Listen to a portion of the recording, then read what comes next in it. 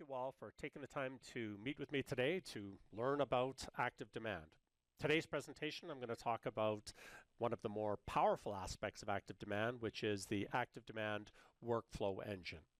So in today's presentation, I'll share a bunch of slides with you, which will sort of get through the theory of the system and the features of the system that I'm talking about today. And then after the slides, what I'll do is I'll give you a quick walkthrough of some of the nuances of using the workflow engine in ActiveDEMAND. So really, the workflow engine, like I mentioned, is one of the more powerful capabilities of ActiveDEMAND, and it's a visual builder that allows you to build logic and execute logic automatically on a specific contact based on some specific context or what a contact has done. So really it's a visual builder. It's should be quite intuitive in using the workflow and designing these things, but definitely there's some nuances that we'll cover today. So this is an example of a workflow.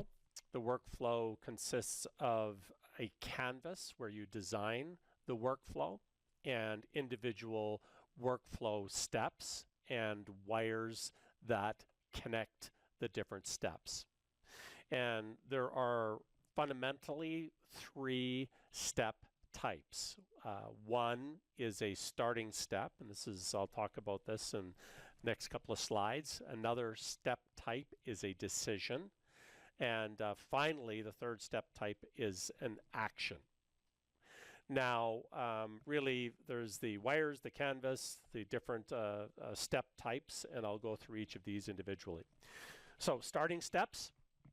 This is a workflow element that is really the entrance to the workflow. So the prospect, it's the entry point. It defines the entry point for the prospect to enter into their personal journey and progressing through the multiple steps defined in the workflow. It's easy to see inside a workflow because it has a star, and it's a case there's only one wire that leaves from it, and there's no entrance wire into the starting step either. So really it's the entrance point for a specific contact in the workflow. Now you'll see that the starting step type doesn't have some of the features that the other step types have, like for example cloning. It's very easy to clone all of the step types except for the starting step. Clearly there's only one entry point to a workflow, and you cannot delete a starting step either, whereas you can delete any other step type within a workflow. There are different types of starting steps. Really, it's the trigger condition or something like that that brings the prospect or contact into the workflow. So one type of starting step is a contact history change detected.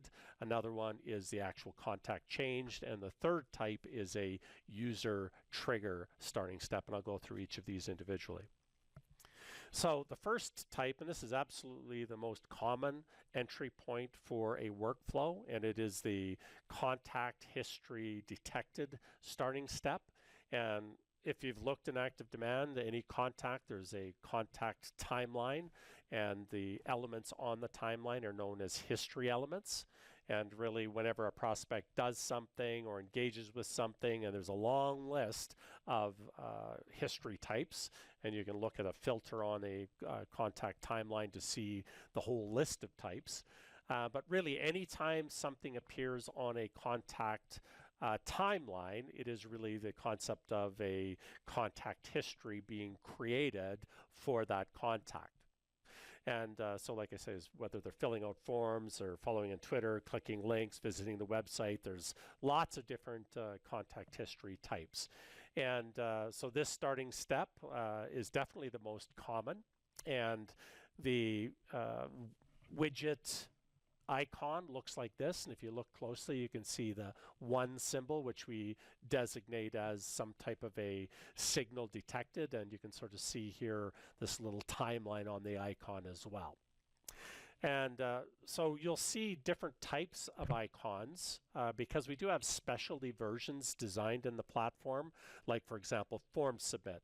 Really a form submit is a special case of this where the query is already built for you. In other words, somebody filled out a form, but at its core, they're all variances of this contact history starting step type.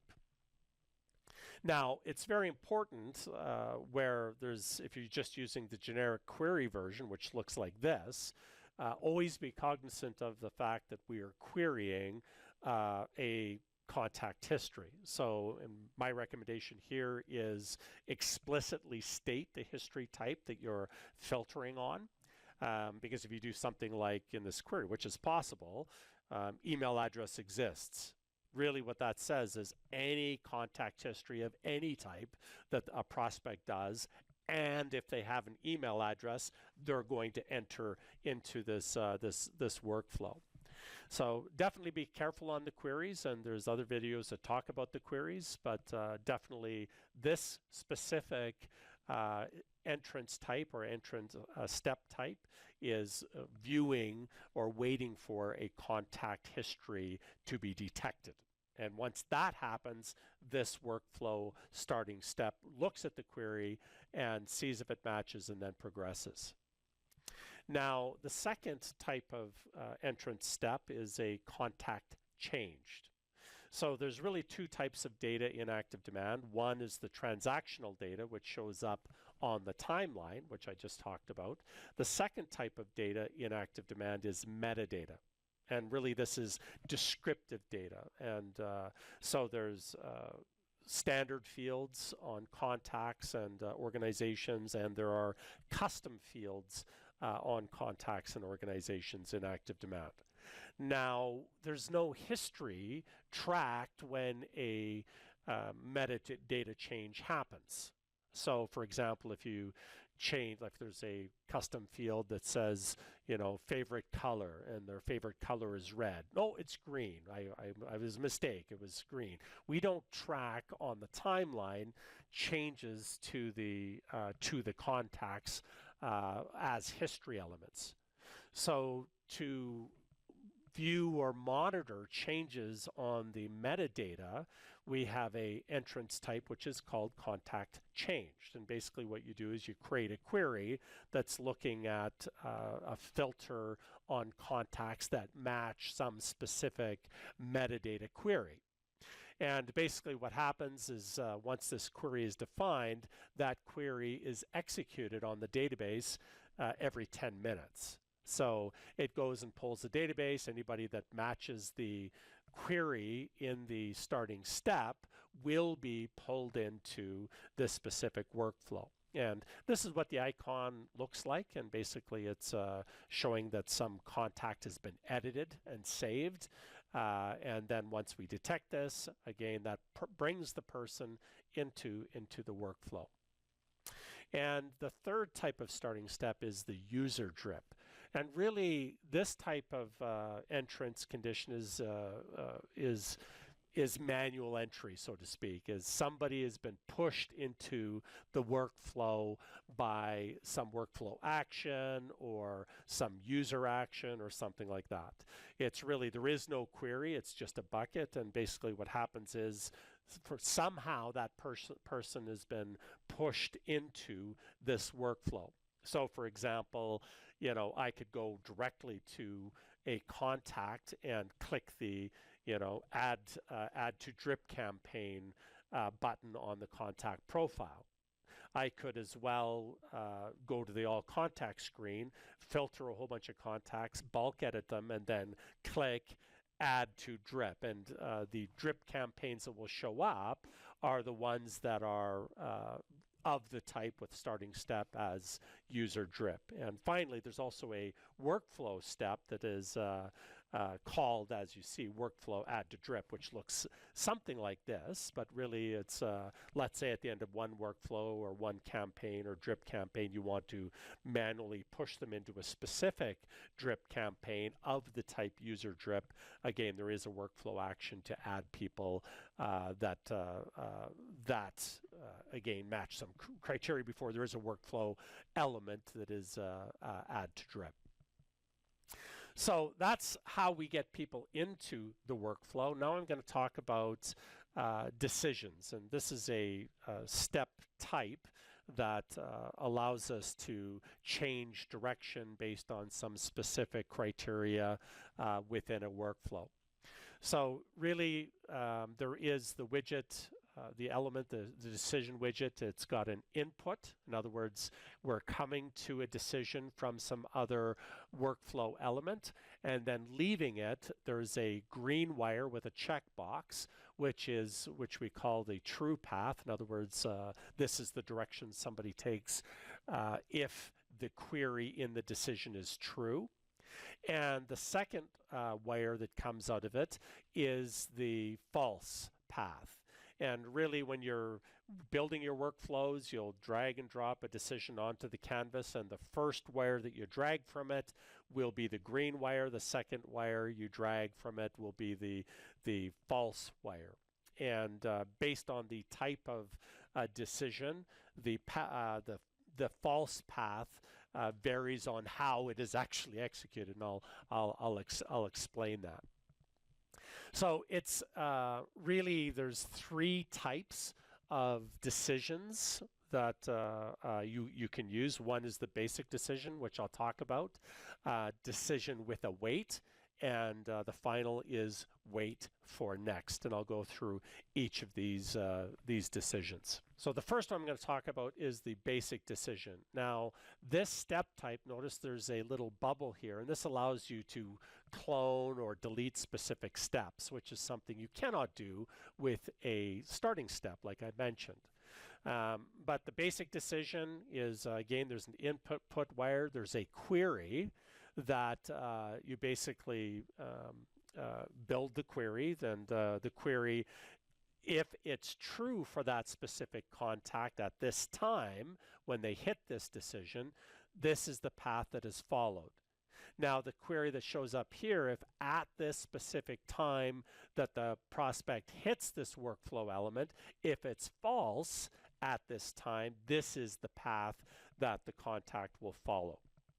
So it's important, this one is a transactional element. And what I mean by that is a contact, if they hit this, it basically makes the query, and if it's true, it goes this way. If it's false, it goes this way. It is purely a pass-through. Nobody sits in this specific element waiting for something to happen. Literally, when you hit this basic decision type, it's going to look at the query. If it's true, it'll go this way. If it's false, it'll go this way. Now, the next type of decision is a decision with wait. And really, this specific decision type is, again, we have the input wire, and we do have two exits. One is a true exit, one is a false exit. So really, the difference between the basic decision and the decision with a wait is really there is a time element where we're waiting for this query to be true. So if they come in and the decision, they do the query, and it's a case that the decision is false, it will wait for and keep checking that query to see if it's true. And when it does become true, it's going to pass through. And this query checks on the workflow time scale, which is once every 10 minutes. And so basically it'll come in here. If it's false, 10 minutes later it'll check again. If it's still false and it doesn't meet the query timeout, which is defined on this wait for change step type, it'll just keep checking until it's true, and it'll go this way. Now, if there's a timeout, in other words, you define how long you will keep checking with this decision type. If that time expires, that will now move you through the false path. So the widget is always identified by this little clock. So you'll see the basic decision doesn't have a clock. The decision with a wait will have a clock. So both the basic decision and the decision with a wait, they are again query-based decisions.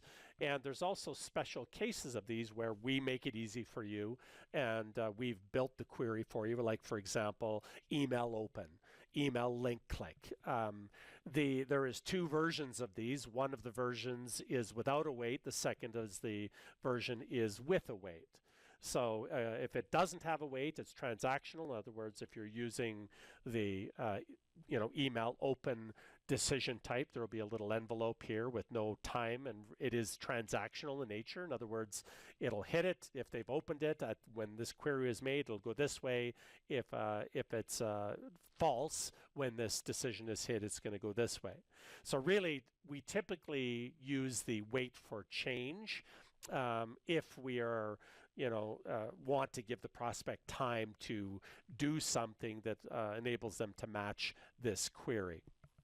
So it's important here as well with this wait type is as soon as it detects that it is true, it moves forward. And it's only after the timeout that it moves to false. Now, the final decision type is what we call the wait for next. And really, this is a special decision that's waiting for a contact to do something specific. So if you, for example, let's say we've sent somebody an email and we want them to phone us, right? So they may have phoned us in the past, but if this query is being made, we're trying to wait for the next history element to occur. So if we're waiting for them to call at this specific juncture inside the workflow, then we would use the wait for next object and define the history query to be phone call, right? As we're waiting for a phone call, for example. So really what it does is it sits here waiting for the next history element that's defined in the query of this decision. And again, once it happens, it moves the true path, or if it times out, similar to the wait for change, it follows the negative path here. So it's again false on timeout, similar to the previous one. So, and again, if you look at the icon, it's got a clock and it's got a little, if you can see it here, a little arrow on the clock. That designates that we're waiting for something to occur in the future.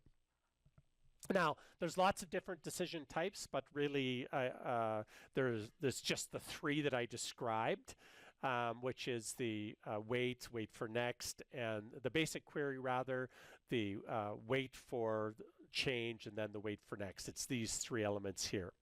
Now, these are all just special cases of these elements. Like, for example, this is a basic decision, which is email open, which you can add a wait for. And if you do add the wait, it's going to add the clock. And then this email open decision becomes a wait for change query. Same with the email link click. Again, you can do it without a wait, or you can add the wait to it. And if there's no wait, again, just to reiterate, it is transactional. It goes directly through the campaign, through the workflow when it hits this specific query. Now, the next type of step that I'm going to talk about is the action step. So the actions are really this is where we get things done. We do things. Typically, we're doing things in a workflow that involve the contact. So it does something specific with that contact when it hits this step. And if you look at it, there's going to be an input wire. There's only going to be one input wire here. And there's going to be, well, there can be multiple depending on decisions, but with certainty, there is only one exit wire. And there's no little yes, no indicator. It is a pass-through. So this is going to happen, and then there's only one path after it's been done, which is this single wire leaving the step. So it moves forward after this action has been taken. So there is really, we can think of these as typically they're transactional in nature. 90% of the action step types are transactional, meaning you hit that workflow, it's done, it moves forward. Like, for example, I'm going to send an email. When you hit this workflow step, it's going to go configure the email, send the email, then move forward. So they're not sitting here waiting to have the email sent. Literally, they take the email, takes the email, sends the email, and moves forward in the workflow. So it is transactional in nature.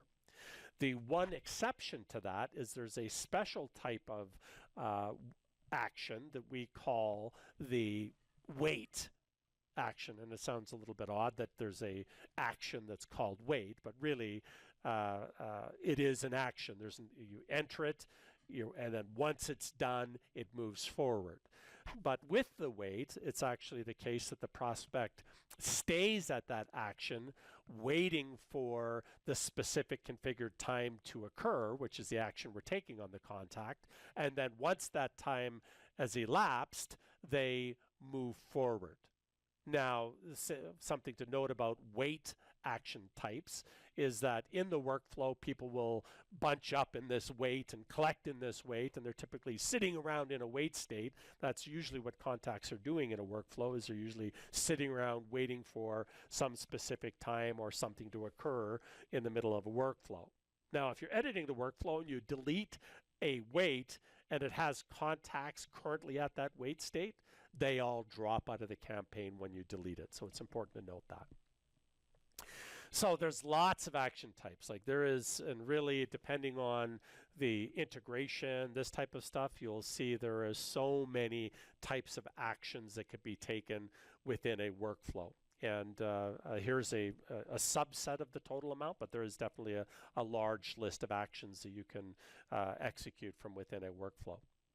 Now, which actions are available where is really dependent on the type of an account that you have with ActiveDEMAND or the type of workflow you're using, and definitely with regards to the type of integrations you have set up in your account. Like, for example, if you're integrated with one type of CRM, you're not going to see all the actions for different types of CRMs. And if you haven't integrated a CRM, there's going to be no CRM workflow actions presented. Really go to the support portal, and there is a reference document that talks about the availability of the specific workflow actions, the context where it's available, etc. That's really your go-to as a support portal reference. Now, the final piece is really the wires, and this is what connects the individual workflow steps inside a workflow. So really what you will do is you're typically drawing wires by clicking one element and dragging and dropping on another element. Now each of the wires actually does have a property, and you can change the property. So for example, decision wires, there's a true property or a false property. So if you click on the true, you can change the true to false, and it'll change that as well as it will change the false wire to true. So you can click on wires, and you can click, if it's a decision wire like you're seeing here, you can change the state of it, or you can click on the arrow point and drag the wire from one element to another element as well. And wires can be deleted. You can just click on the wire and it'll pull out the little slider, and again you click the delete element or delete wire, and it will delete the wire between the two elements. So really that's the basics of the elements in a workflow. There's a couple of other features that are useful. For example, cloning and deleting, mass cloning, mass deleting. Really, you can just drag across a bunch of elements on the canvas, and it'll pop up this little icon here. This is there's a clone button, which will allow you to clone that group of elements, or you can click the delete button and it will delete those specific elements. I've covered now the basics of workflow editing, the different step types, the wires, the basic system of the workflow. Now I'm going to talk about workflow types, because really you'll see that the workflow editor shows up in a lot of places within the system. It's a very powerful editor, and we reuse it in lots of different contexts within the system. The first type of workflow is the lead processing workflow. The next one is autoresponder workflows, and finally you'll also see workflows show up in specific contexts of campaigns and campaign types, which I'll go through. Now I'm going to start with the lead processing workflow. And this is, and you see here in the menu, this is where it's all of the lead processing workflows are accessed from the left menu where you see automation, lead processing. Now, typically, depending on the account type you have, there will be some default workflows, lead processing workflows that show up. And if on specific account types, you can actually create custom lead processing workflows. Really, these are utility workflows that are triggered when a prospect does something. And really the idea is we're trying to adjust that contact, update that contact, or communicate internally to the employees of the account about something that just happened. Or maybe we'll be communicating with a CRM or this type of stuff. So there are the default workflows that show up in all accounts is one, the appointment processing. Actually, this only shows up in, it doesn't show up in the call tracking or the email marketing account types, but it definitely shows up in the small business marketer and corporate marketer. This is really the workflow that's shared by all appointments, and it reminds the person who booked the meeting that they booked a meeting, and reminds them to show up from the meeting. It also notifies the calendar owner that somebody booked a meeting, etc. There's also the sales lead notifications workflow, and really this workflow is used to communicate internally when something happens. Like, for example, somebody fills out a form, we need to go tell the sales organization that somebody filled out a form. That's handled typically in the sales lead notification workflow. Phone notifications workflow, again, when an incoming phone call happens or somebody text messages the company, again, it's a workflow that's triggered. The history item that's triggered is a phone call or SMS received. And basically, again, the intent of these workflows is to communicate internally about something that has happened. Now, something to note about the lead processing workflows, and this is really, really important to understand, is that they are all triggered whenever any contact does anything. And really what I mean by that, somebody visits the website, somebody clicks a link, somebody opens an email. What happens is all of these workflows fire, and the entrance query determines whether that workflow is going to process them. So, for example, somebody books a meeting. It will fire this workflow. It will fire this workflow. It'll fire this workflow. And depending on the entrance queries on the workflows, it determines whether that workflow, that contact will actually be processed by the individual workflows. So it's really important here to understand that is that even though a contact was processed by this one, that same contact can be processed by this exact workflow with a different set of actions.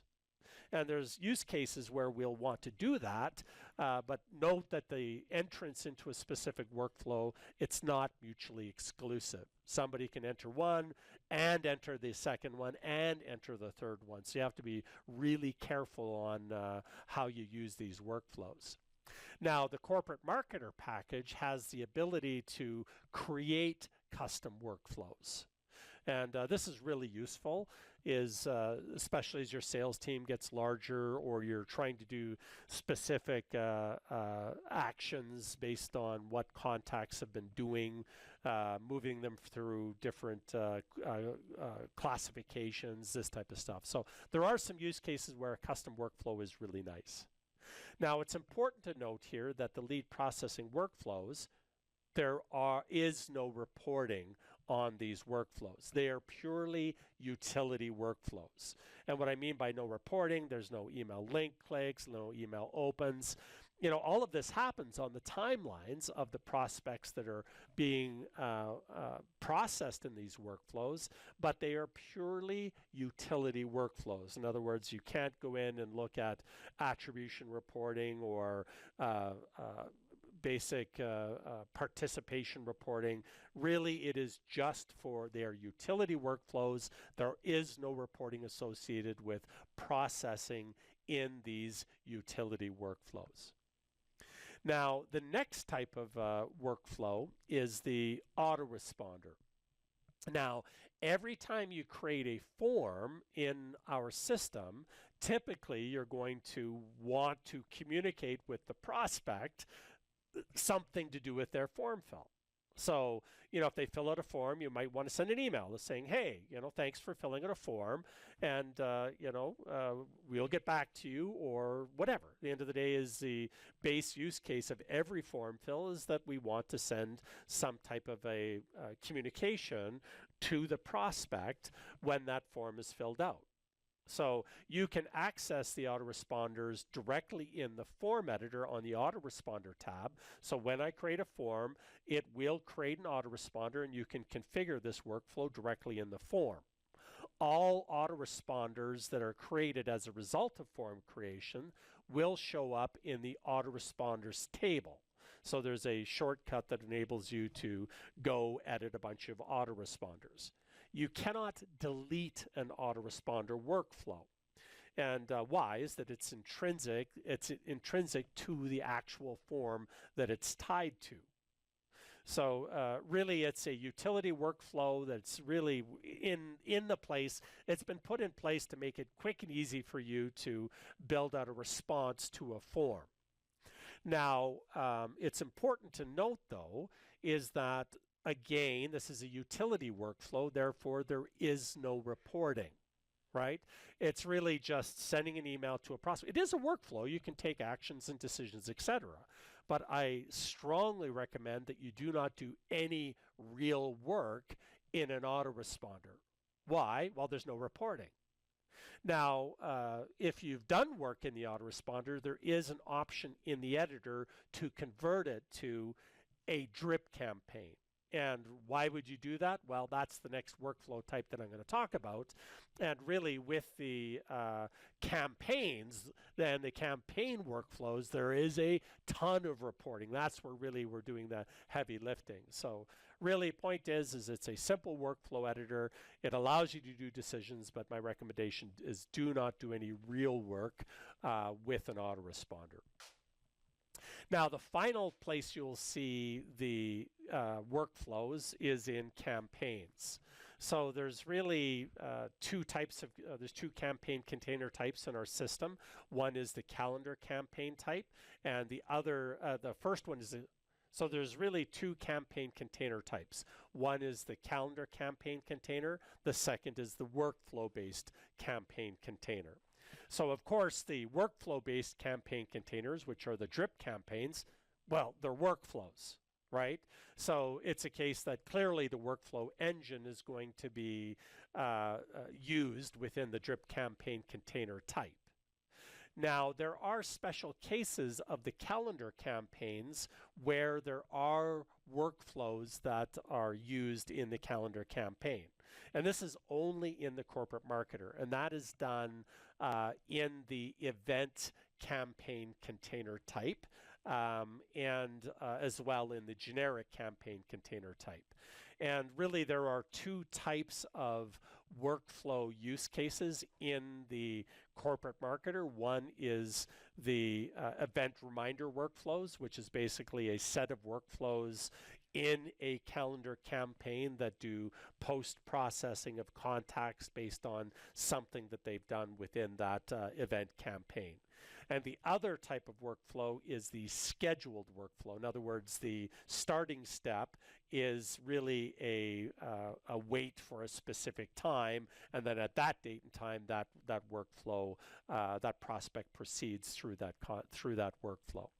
So really, these two cases of using workflows, the important part here is that because they are campaigns, campaigns have measurement and hence campaigns have reporting. So if you're going to do any real work with a contact, really you should be doing it in a campaign because the campaign has reporting.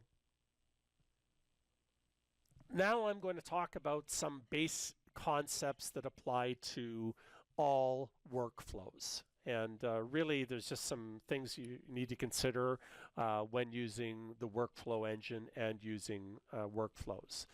All workflows, regardless of how the workflow, where the workflow shows up, really it's processing some contact, right?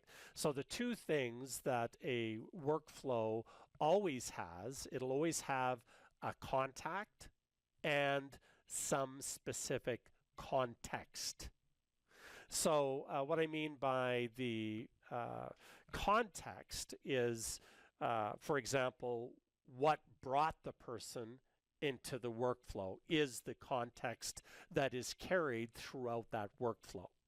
So no matter where you are within a workflow, the two things that are always accessible in that workflow are the contact and the context which brought that person into the workflow. So this is really important for using dynamic fields or dynamic terms as they're called, or if we're doing queries in the decisions within the workflow.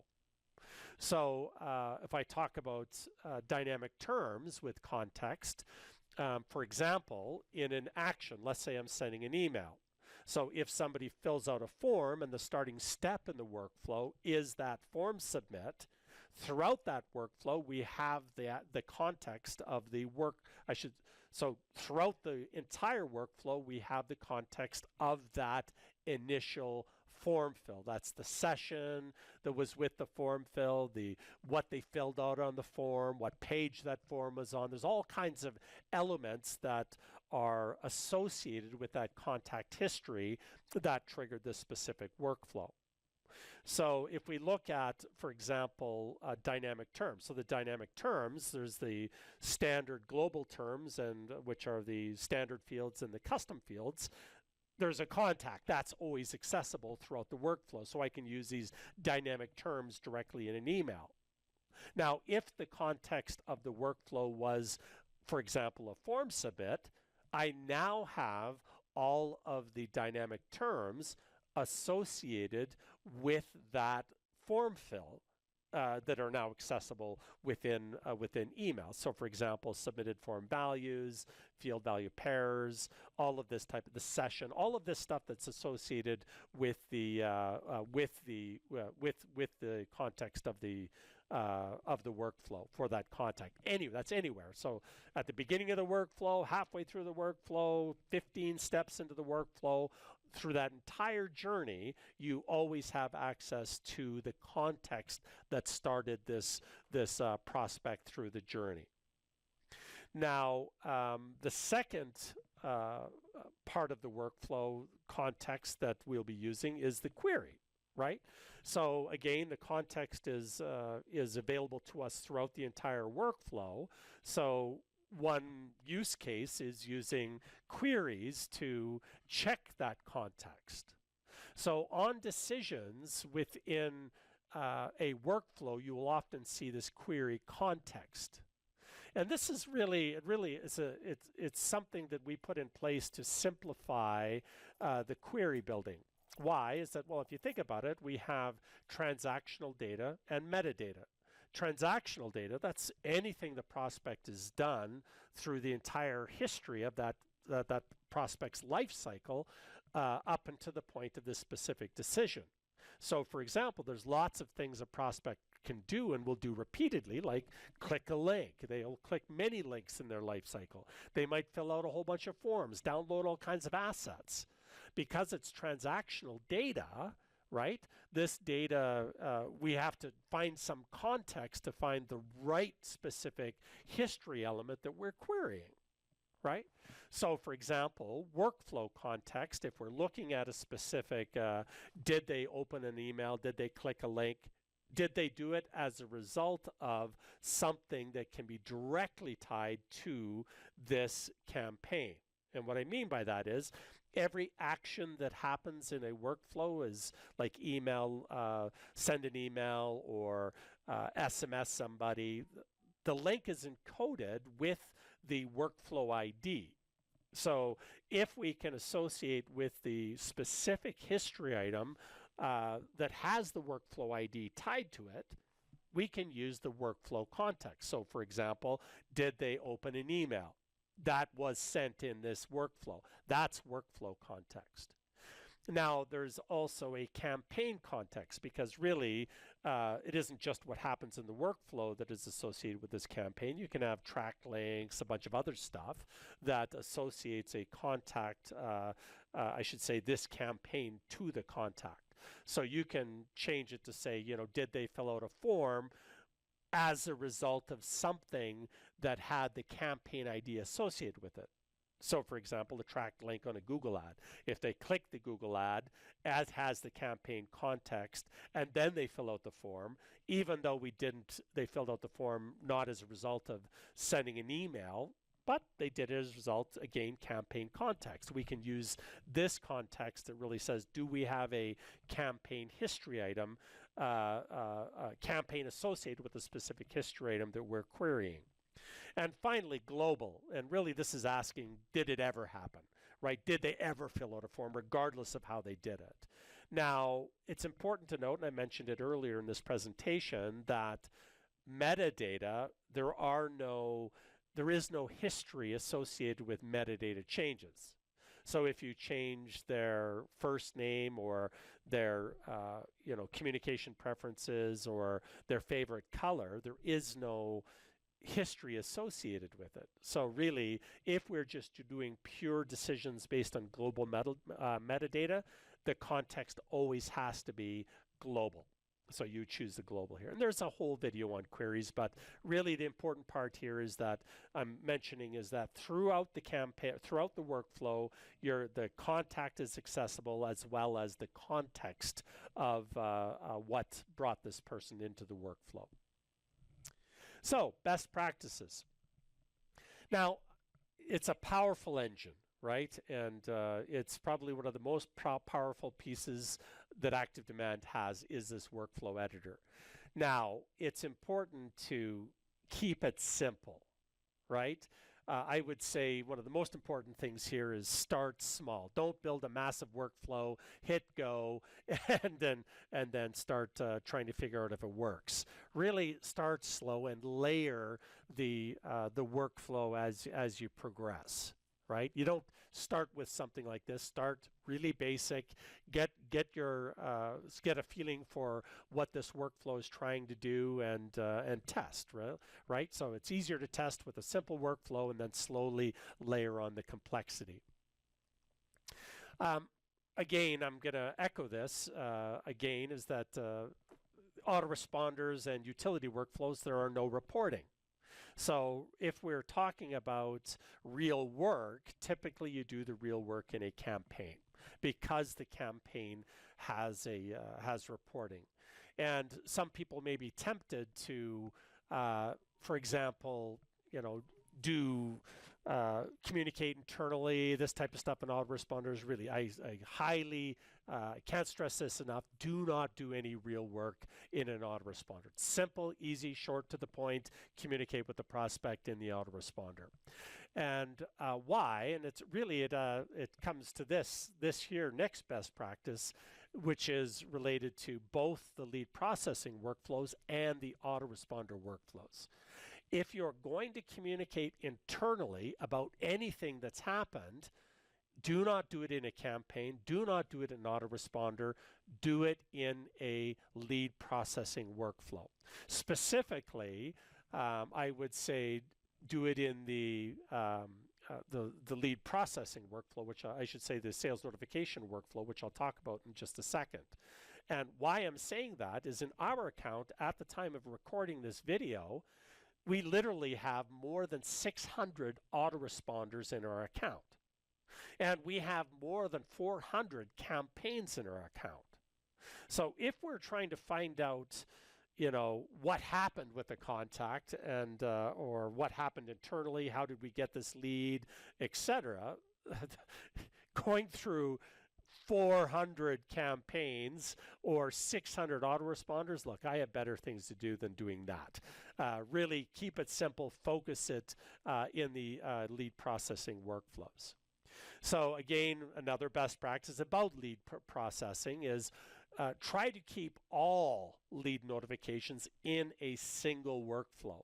I know the workflow is going to get really complex, but that's fantastic because you can always backtrack and see exactly how we notified somebody or changed the state of a contact from a lead qualification perspective in that single workflow. So the sales lead notification workflow is really, the purpose of it is for designing the lead qualification and distribution process.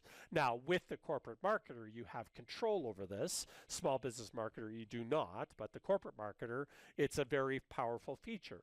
If you looked at our lead processing workflow, it's actually crazy how complex it is, but that's beautiful in that it can be complex, right?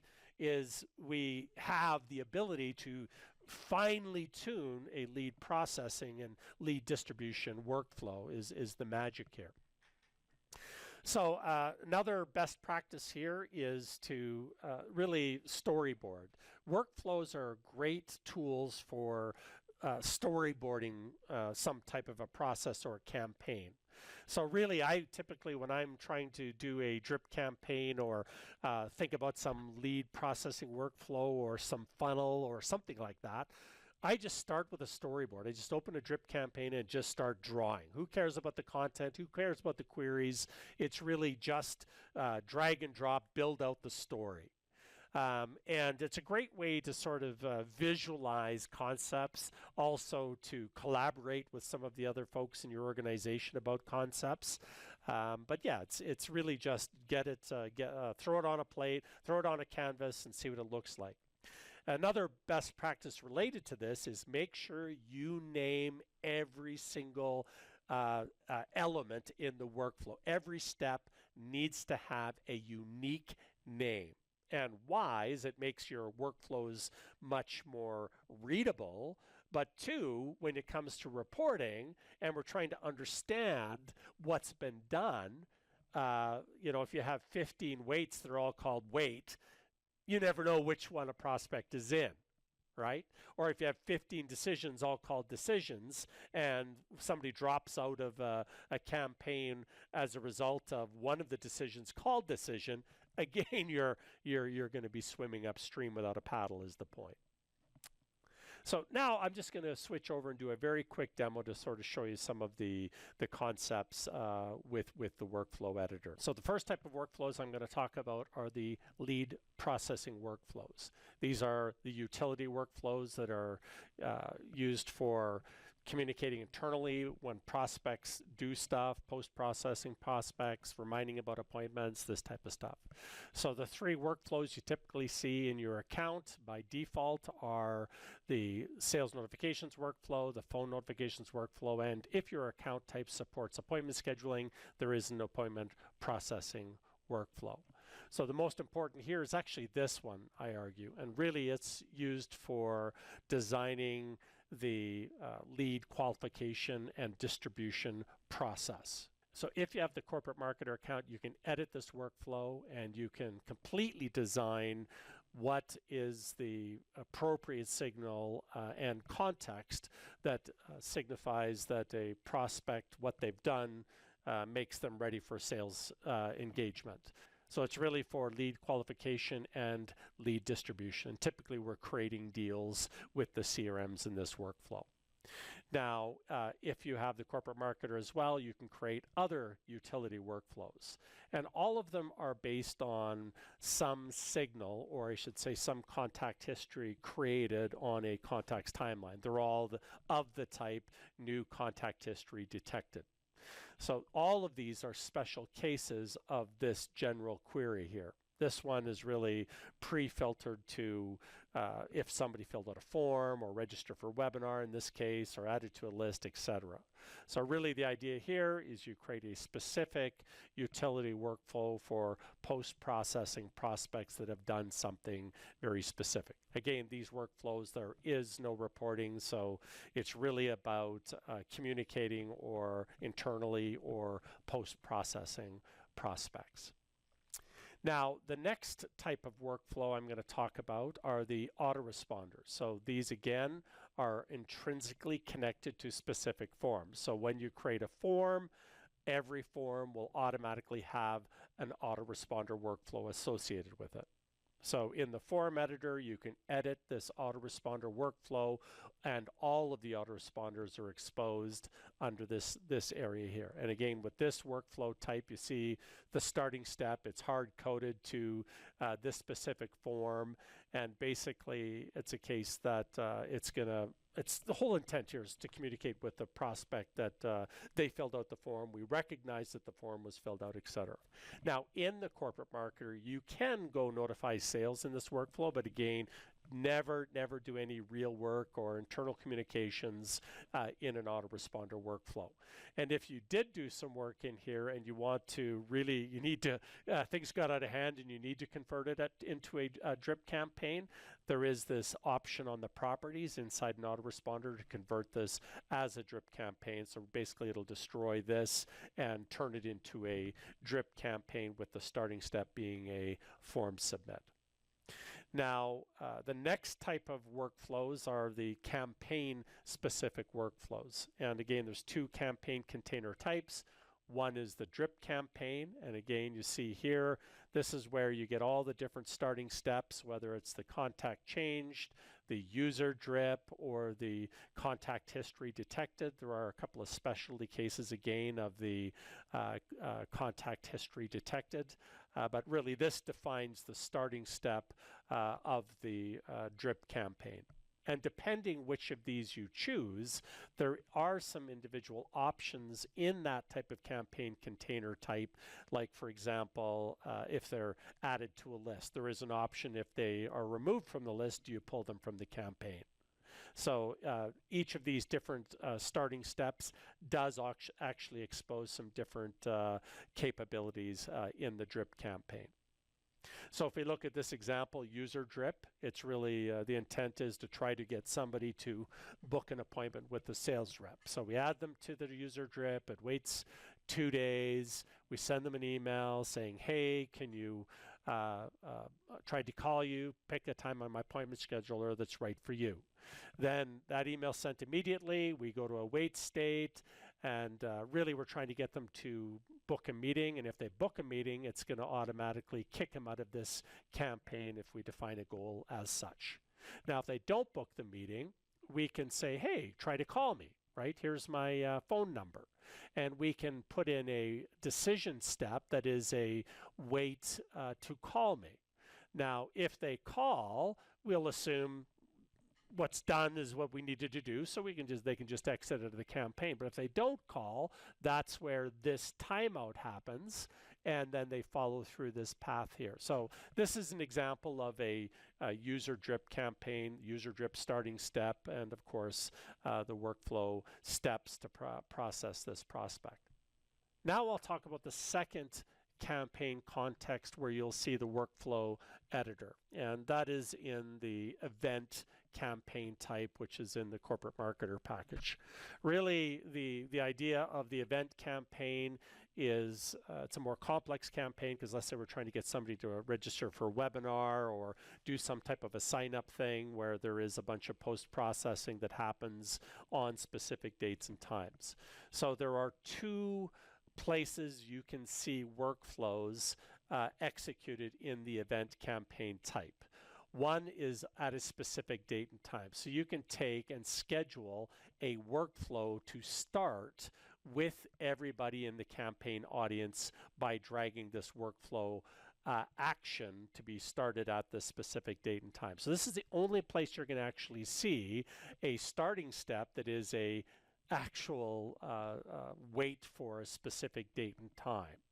So the idea here is that you can have several workflows that will execute at a specific date and time. So this is going to execute on the entire audience at this date and time.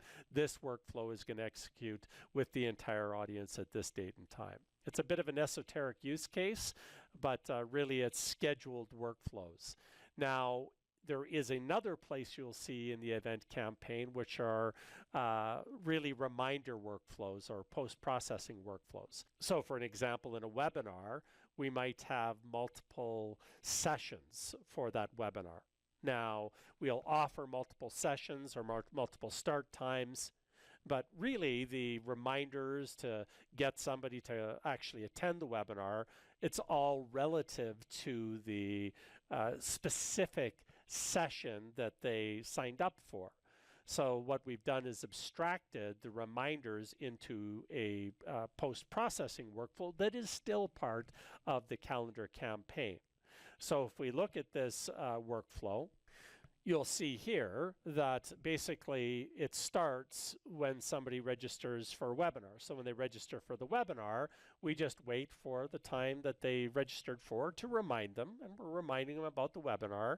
And then, of course, we try to send them surveys after they attended the webinar. So really, there is a nice use case for a combination of a calendar campaign and a workflow campaign. Now, arguably, we could have done a drip campaign and a calendar campaign as two separate campaigns. But really, the reason that we've combined it into a single campaign here is because there's a specific event. The specific event, we're trying to get people to register, get people to show up, etc. So if you build a recipe that has both the promotion elements and the reminder elements and workflows, there's a really nice use case for that here. So that's pretty much it. It's the workflow system in ActiveDEMAND is extremely powerful, and definitely it's going to take a little bit of time to master it, but right out of the gate you can get a lot done with the workflow engine and the basic components. So thanks for taking the time to chat with me on this today, and I'm going to